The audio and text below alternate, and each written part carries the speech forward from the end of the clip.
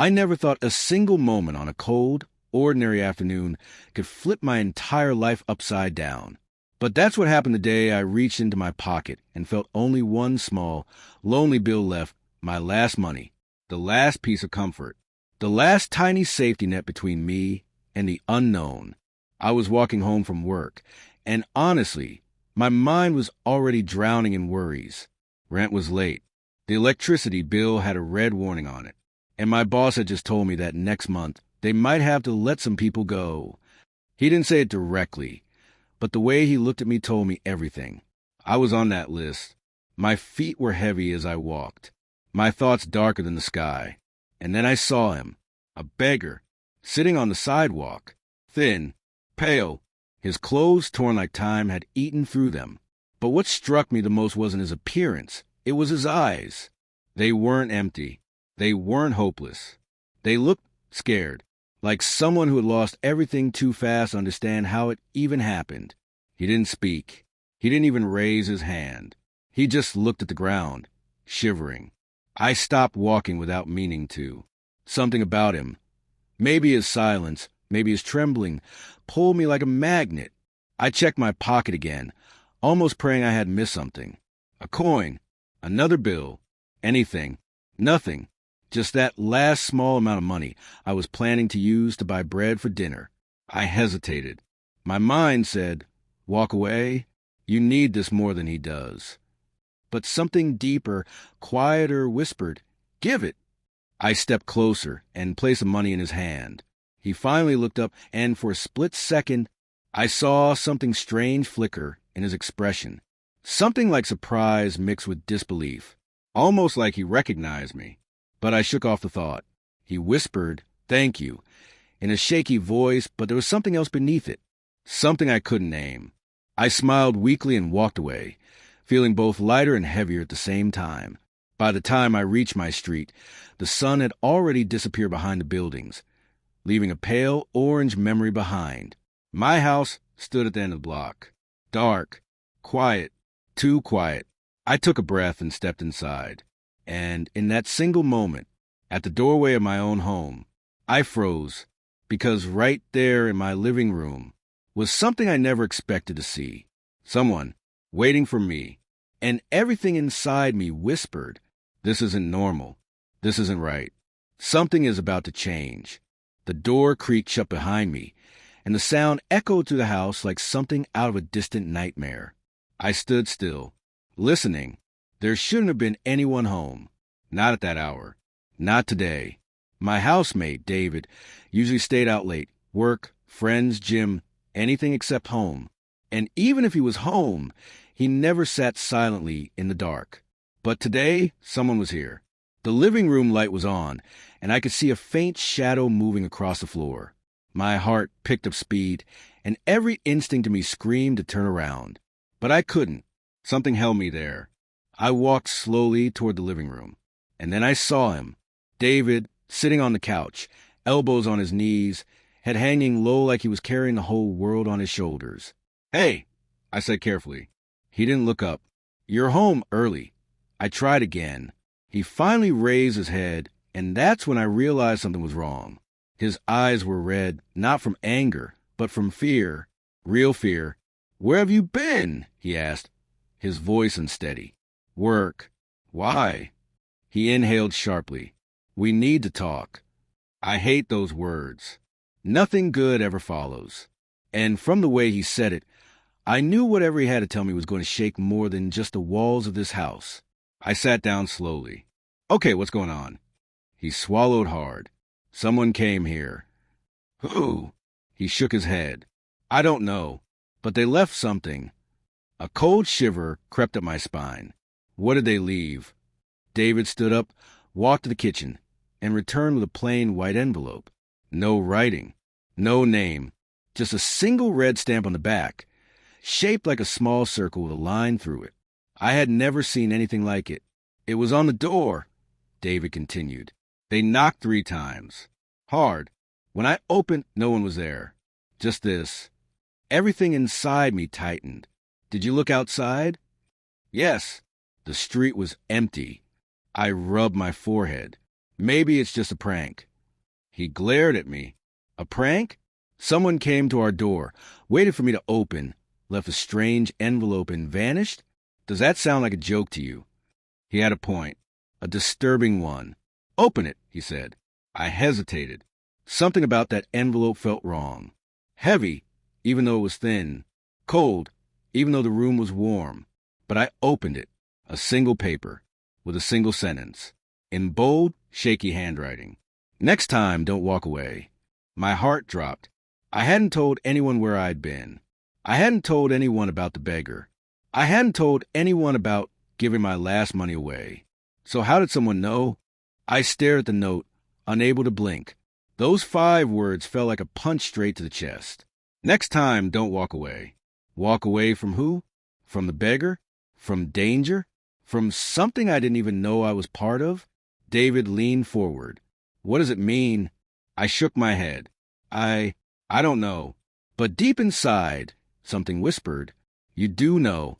This is connected to what happened today. But how? How could a stranger on the street have anything to do with a message delivered to my home? David ran a hand through his hair. This is bad, man. Really bad. Someone's watching us. Us. Not me. Us. That part bothered me.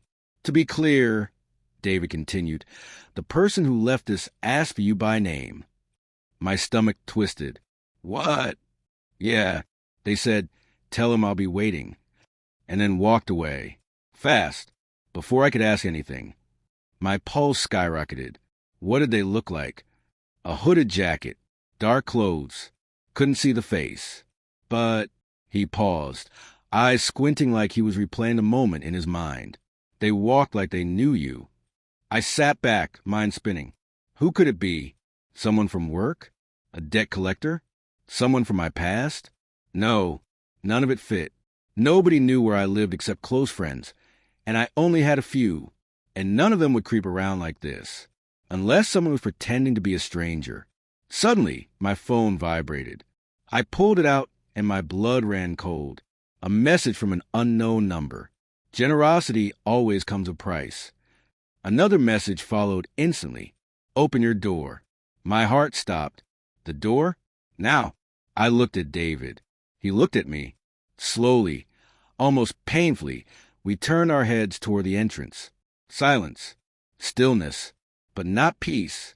David whispered, Don't you dare open it. I swallowed. We need to know. No. We need to stay alive. My hand trembled as I took a step toward the door. My phone buzzed again. I said now.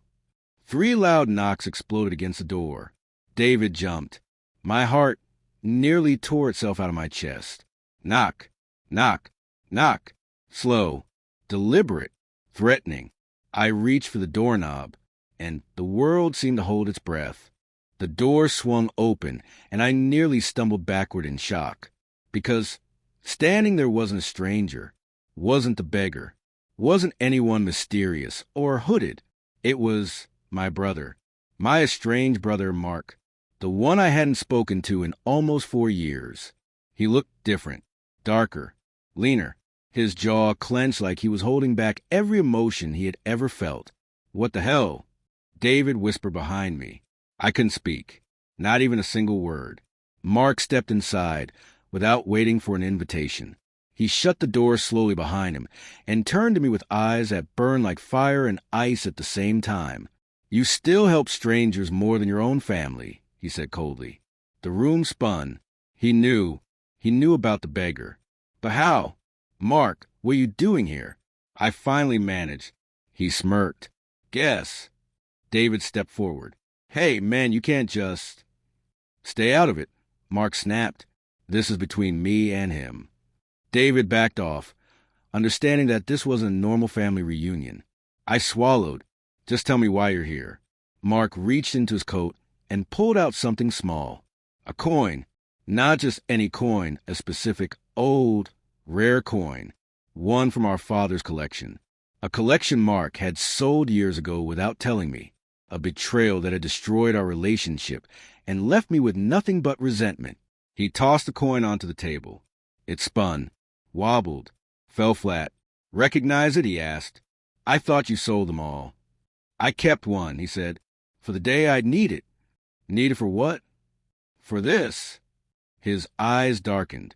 For revenge. David took a step back, clearly sensing danger. My voice cracked. Revenge for what? You're the one who stole from me. He laughed, a hard, bitter sound.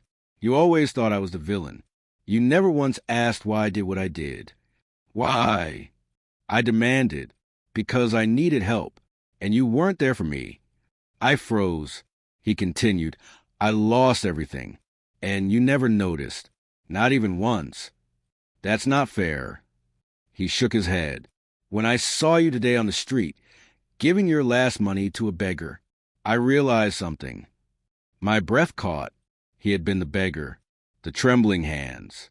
The silence. The eyes that looked like they recognized me. It had been him all along. Why didn't you say anything?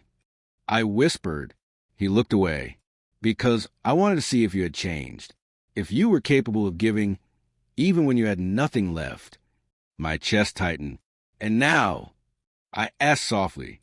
He stepped closer. Now I want what you owe me.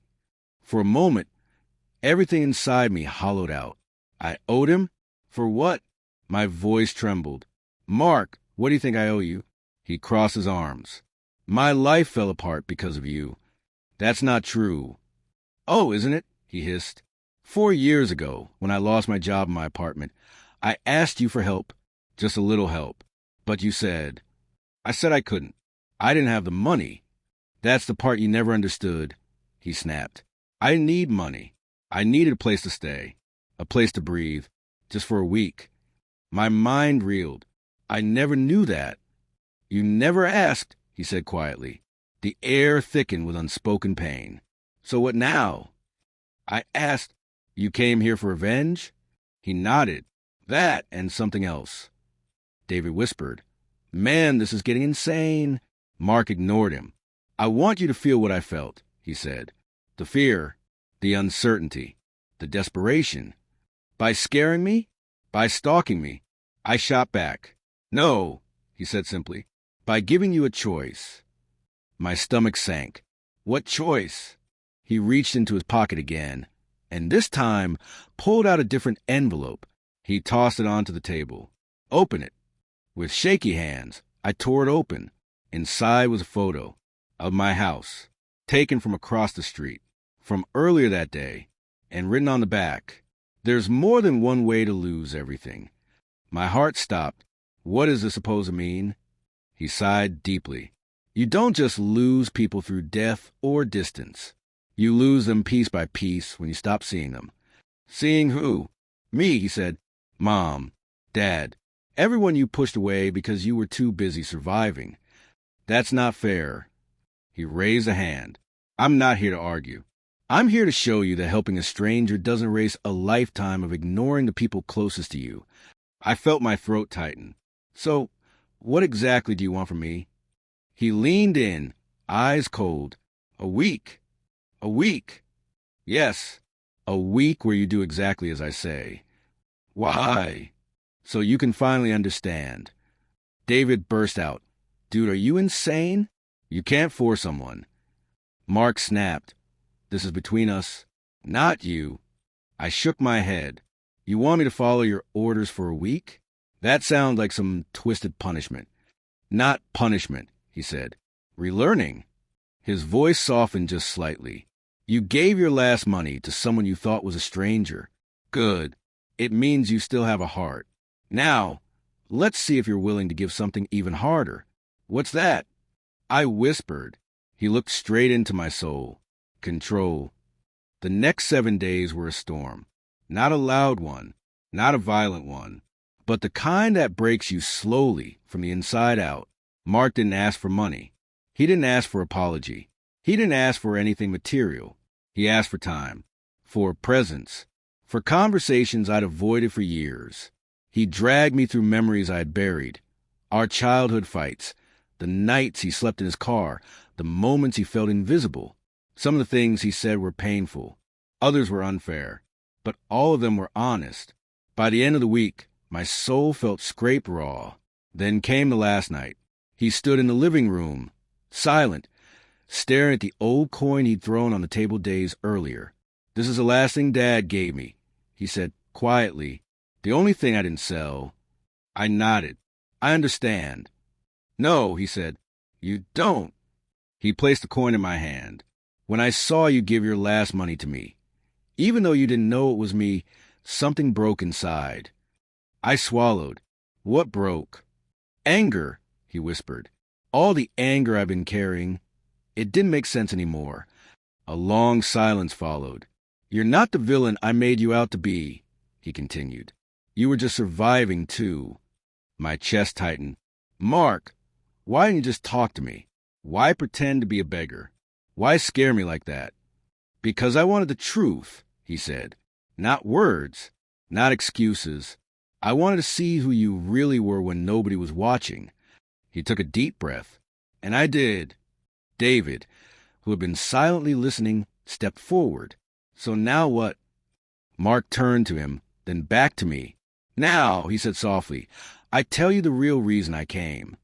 I frowned. "There's more." He nodded. "Yes, much more." He reached into his pocket, slowly, pulled out a folded document, and handed it to me. My breath caught. It was a medical diagnosis. His medical diagnosis. My eyes scanned the words, and my world shattered. "Mark," I whispered, voice cracking. "Why didn't you tell me?" "I didn't want pity," he said. "I wanted truth first. I want to know if there was still a reason to come back to you. Before I told you I'm running out of time." Tears blurred my vision. He gave a sad smile. "And now I know." I could barely speak. "What do you need from me?" He stepped closer. "Not money, not pity, not guilt." He paused. "Just my brother back." I didn't sleep that night. Neither did he. We sat together in the living room. Two brothers who had spent years running from each other finally forced to sit face to face with everything we had avoided. For the first time in years, we talked like we used to, not as enemies, not as strangers, but as family. He told me everything. His diagnosis, the doctors, the fear he'd been hiding behind anger. I told him everything, too. My job troubles, the bills, the loneliness I hadn't admitted even to myself. Somewhere between confession and silence, the distance between us began to melt. At sunrise, he said something that nearly broke me. "When you gave me your last money on the street, I realized you weren't the person I hated anymore. You were the one I missed." I wiped my eyes. "I'm sorry I wasn't there for you. And I'm sorry I punished you instead of talking to you." We sat quietly after that. For the first time, the silence was peaceful.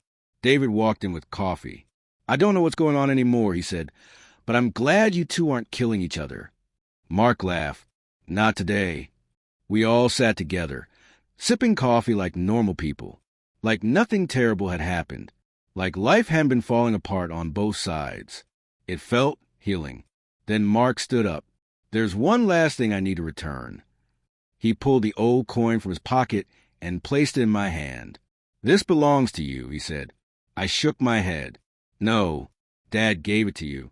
"He gave it to us," he corrected, "but you're the one who remembered what he taught us."